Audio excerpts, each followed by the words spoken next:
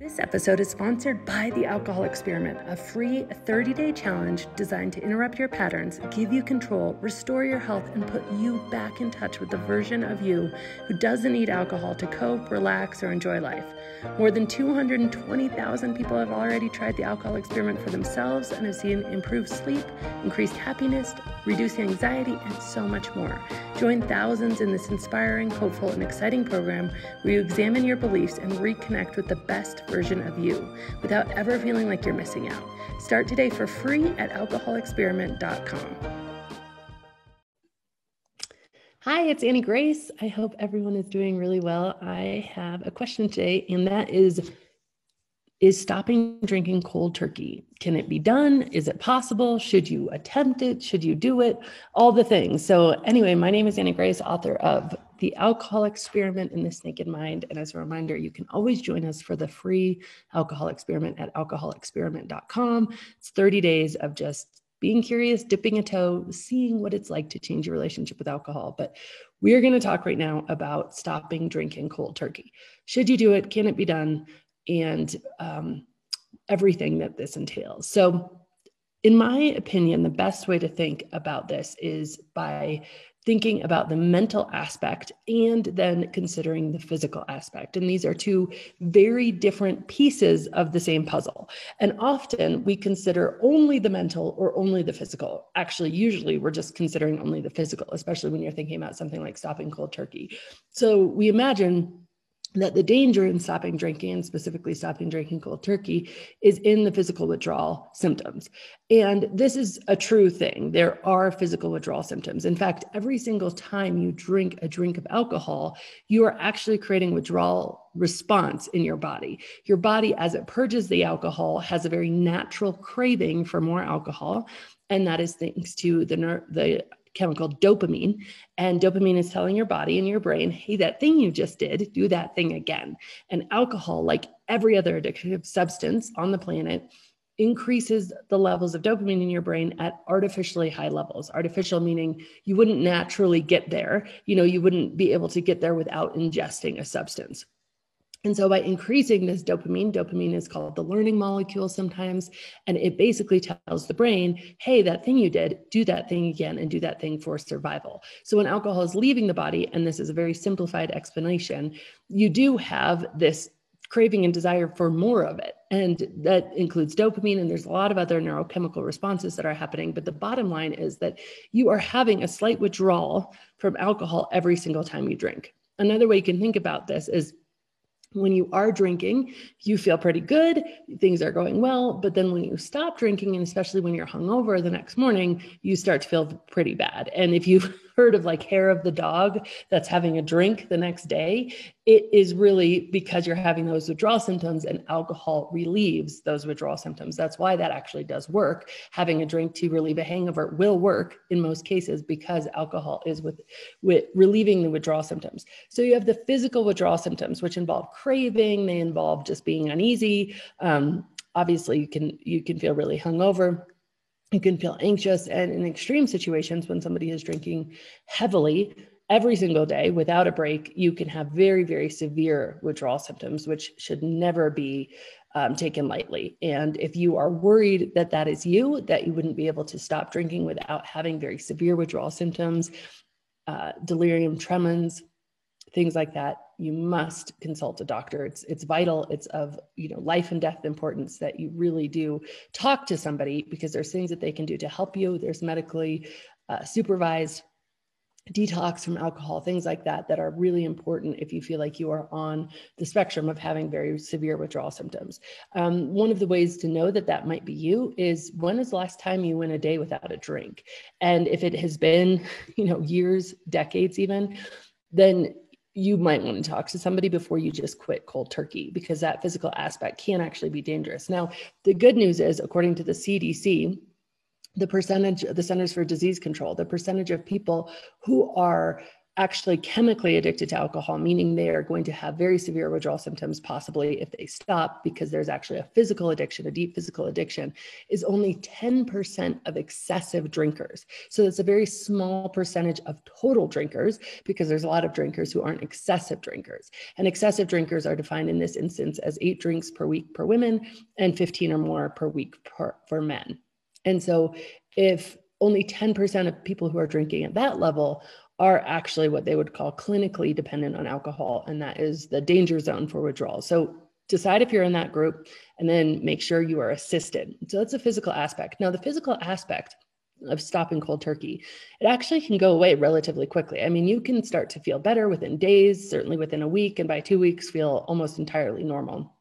And you might have some of this, no matter if you're having very severe or pretty mild symptoms, the idea that you're going to be uneasy and anxious. So your body has been compensating for the presence of alcohol. So alcohol is a depressant. So your body's been actually releasing additional stimulants to compensate for the depressant nature of alcohol. When you take the depressant away, your body just was like on high alert, rev, all of these stimulants are still flooding into your body because your body hasn't quite realized, oh, we're not putting in the depressant anymore. I don't need to be compensating.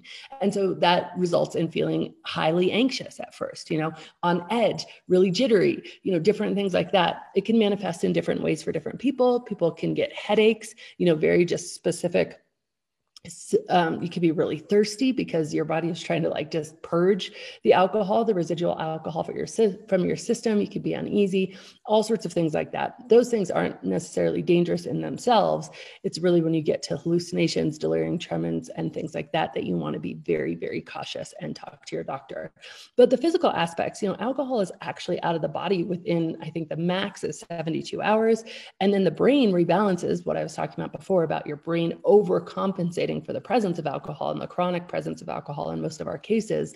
That can take a few weeks, but then you're really done physically from a cold turkey perspective. And your body is physically really, kind of back to normal, which is such a cool thing. You start sleeping better, you start feeling better, you get your energy back, you stop, having kind of that low level anxiety that alcohol causes by releasing cortisol. All those things are great. That is when we need to talk about the mental aspect to quitting cold turkey.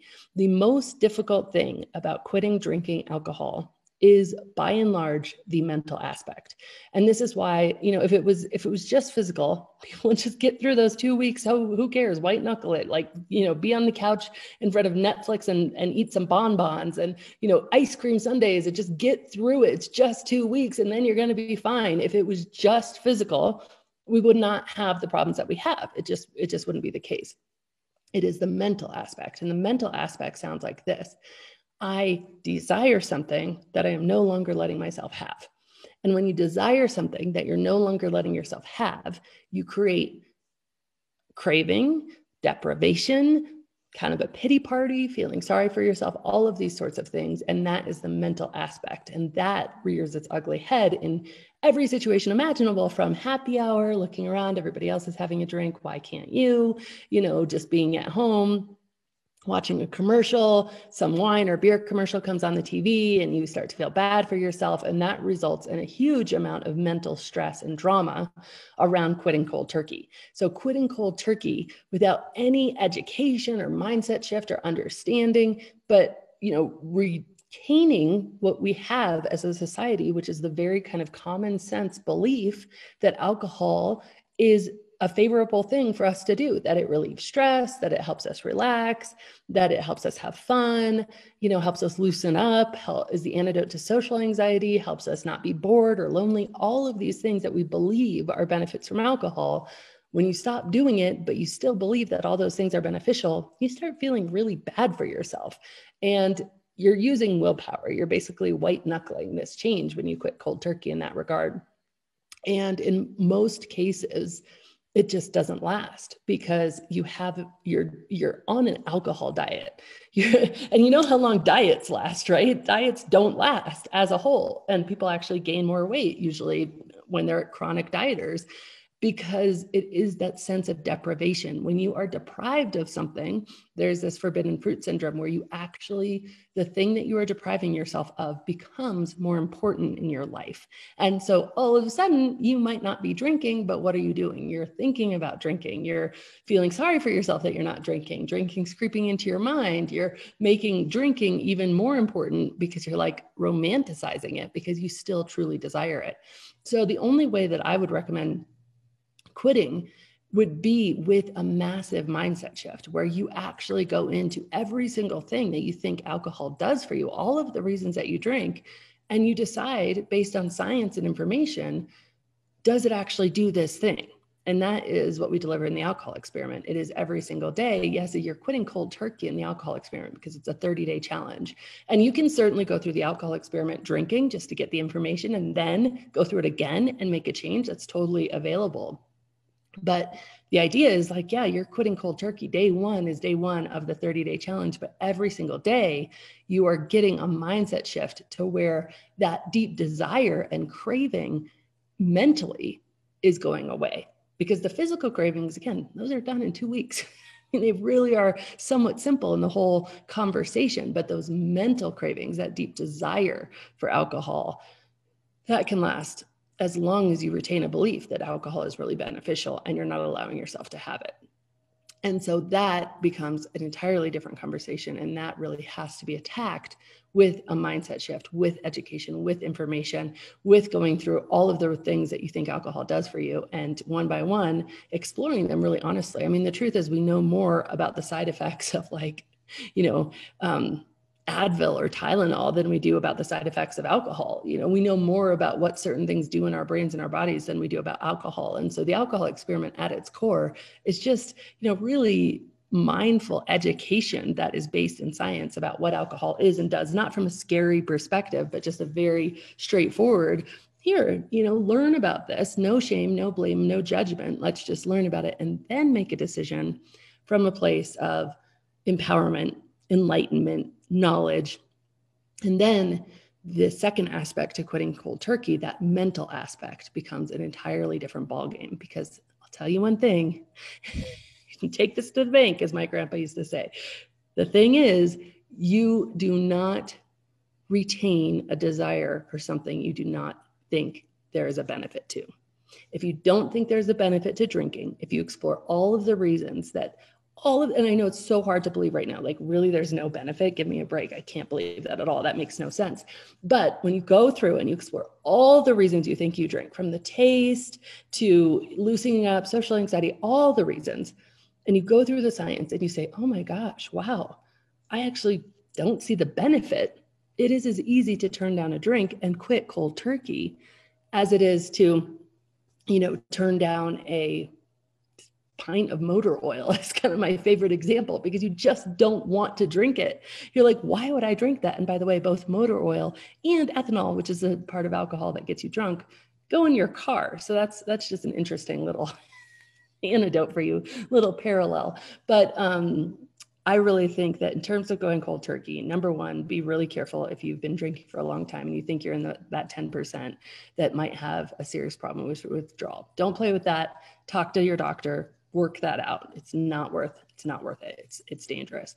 Number two, understand that most of it is going to be mental. The physical part is relatively easy, but most of it is mental. And so my best suggestion for overcoming the mental aspect is to find a resource that really educates you about what alcohol is and does from a very objective, very scientific perspective. And I, of course, would recommend at the top of that list, the alcohol experiment, which is always free at alcoholexperiment.com. So what a great question, all about cold turkey. All right, thank you. Did you miss this Naked Mind Live? Do you maybe have a little bit of FOMO? But don't worry, I've got you covered. In fact, I had the entire event professionally recorded and it's available digitally. Transformation in your living room. Yep, that is what it's all about. You can grab your digital ticket at thisnakedmind.com/digital ticket. And as always, rate, review, and subscribe to this podcast, as it truly helps the message reach somebody who might need to hear it today.